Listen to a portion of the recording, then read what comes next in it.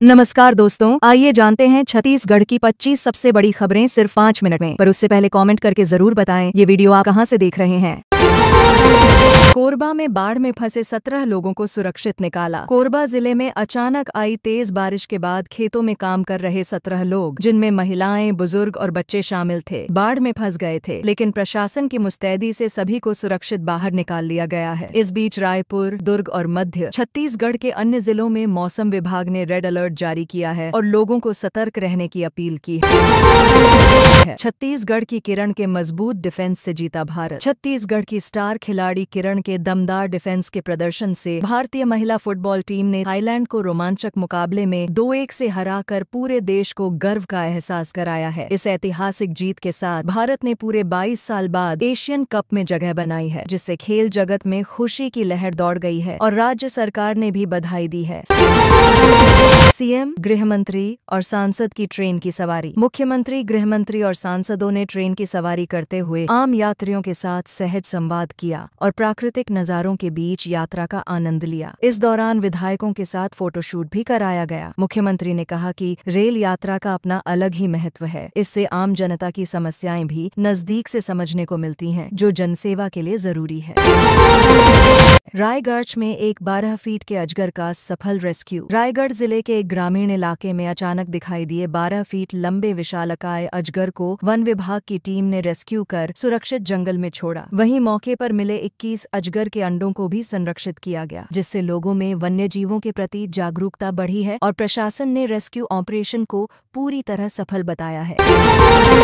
BJP चिंतन प्रशिक्षण शिविर, नड्डा ने किया शुभारंभ। मैनपाट में आयोजित भाजपा के चिंतन और प्रशिक्षण शिविर का शुभारंभ पार्टी के राष्ट्रीय अध्यक्ष जेपी नड्डा ने किया, जिसमें मुख्यमंत्री, 10 सांसद, 10 मंत्री और 44 विधायक शामिल हुए हैं। शिविर में मोबाइल पूरी तरह प्रतिबंधित रहा और सभी कार्यकर्ताओं को अनुशासन और संगठन की मजबूती के विषय में मार्गदर्शन दिया गया, जिससे पार्टी को नई ऊर्जा मिलने की उम्मीद है।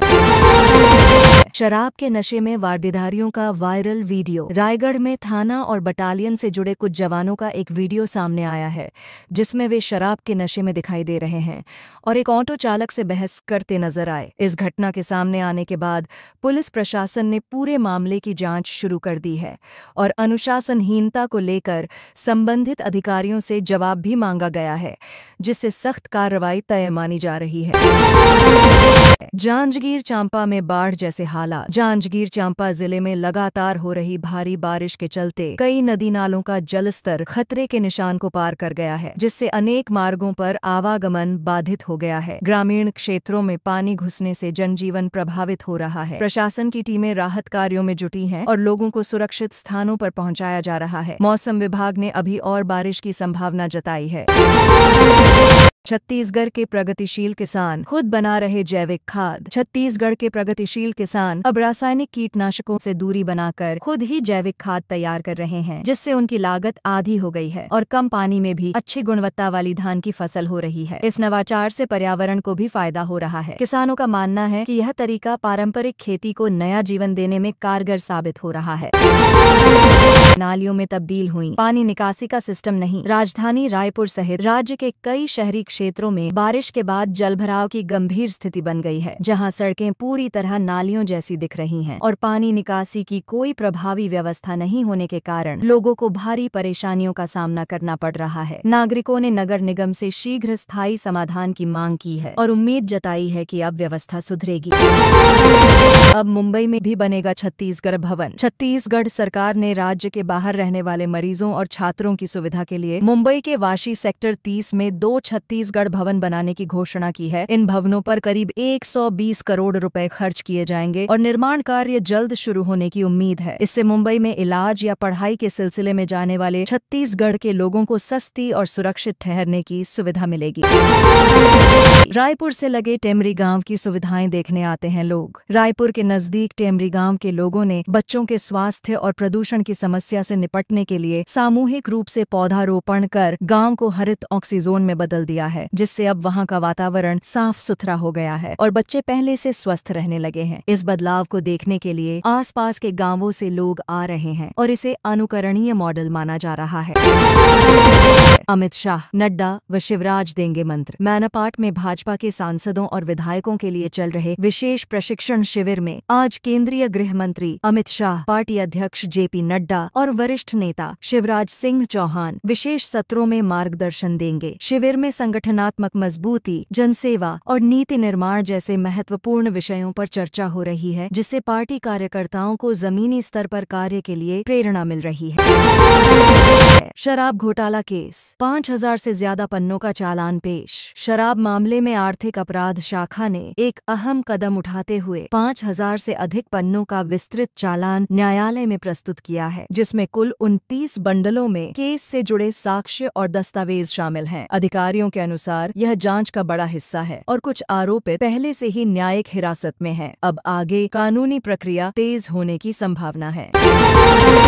नेहरू मेडिकल कॉलेज में BASLP के लिए एडमिशन शुरू। बिलासपुर स्थित नेहरू मेडिकल कॉलेज में bachelor of audiology and speech language pathology यानी BASLP कोर्स के लिए प्रवेश प्रक्रिया शुरू कर दी गई है। इच्छुक उम्मीदवार कॉलेज जाकर ऑफलाइन फॉर्म भर सकते हैं और आवेदन जमा करने की अंतिम तिथि 4 अगस्त तय की गई है। कॉलेज प्रशासन ने यह भी स्पष्ट किया है कि समय पर दस्तावेज जमा करना अनिवार्य होगा। 300 रुपये से 3 लाख रुपए आया JP एसोसिएट्स का शेयर। कभी बड़ी बड़ी निर्माण परियोजनाएं करने वाली JP एसोसिएट्स कंपनी का शेयर अब 300 रुपये से गिरकर सिर्फ 3 रुपये पर पहुंच गया है। अब इसे अडानी ग्रुप की एक कंपनी द्वारा खरीदा जा रहा है। शेयर बाजार में इसकी गिरावट को लेकर निवेशकों में चिंता देखी जा रही है। विशेषज्ञों का मानना है कि सही प्रबंधन और पूंजी निवेश से कंपनी को फिर से उठाया जा सकता है, लेकिन यह प्रक्रिया लंबी हो सकती है। आज सोने चांदी के दाम में गिरावट। देश भर में आज सोने और चांदी के भाव में हल्की गिरावट देखने को मिली है, जहां 10 ग्राम सोना 284 रुपये की गिरावट के साथ 9,76,37 रुपये पर आ गया है। वहीं चांदी करीब 1,07,000 रुपये प्रति किलो बिक रही है। निवेशक अभी बाजार की स्थिरता का इंतजार कर रहे हैं। व्यापारियों का मानना है कि आगामी त्योहारों में कीमतों में फिर से बदलाव आ सकता है। जियो ब्लैकरॉक ने डेब्यू NFO के जरिए 17,800 करोड़ जुटाए। जियो ब्लैकरॉक द्वारा लॉन्च किए गए पहले NFO यानी न्यू फंड ऑफर को निवेशकों का जबरदस्त समर्थन मिला है, जिसमें 90 संस्थागत निवेशकों और 67,000 से अधिक आम निवेशकों ने भागीदारी की है और कुल 17,800 करोड़ से ज्यादा की राशि जुटाई गई है। इस पहल को भारतीय बाजार के लिए एक बड़ा कदम माना जा रहा है और निवेशकों का विश्वास मजबूत होता दिख रहा है। पुलिस विभाग में बड़ा फेरबदल। राज्य के पुलिस विभाग में बड़ा प्रशासनिक फेरबदल किया गया है, जिसमें कुल 10 पुलिसकर्मियों का तबादला कर दिया गया है। इसके लिए SSP कार्यालय द्वारा नई सूची जारी की गई है और सभी अधिकारियों को जल्द से जल्द नए स्थान पर कार्यभार ग्रहण करने के निर्देश दिए गए हैं। इस बदलाव को कार्य दक्षता सुधारने की दिशा में एक नियमित प्रक्रिया के रूप में देखा जा रहा है। अबूझमाड़ में बढ़ी मोबाइल कनेक्टिविटी। छत्तीसगढ़ के सुदूर वन क्षेत्र अबूझमाड़ में अब हरिमार्का गांव में जियो का मोबाइल टावर शुरू हो गया है, जिससे यहाँ के आदिवासी ग्रामीणों में खुशी की लहर है। अब वे भी मोबाइल नेटवर्क से जुड़कर शिक्षा, स्वास्थ्य और शासन की योजनाओं की जानकारी आसानी से प्राप्त कर सकेंगे। स्थानीय लोगों ने इसे विकास की दिशा में एक ऐतिहासिक कदम बताया है और इसे सकारात्मक रूप से लिया है।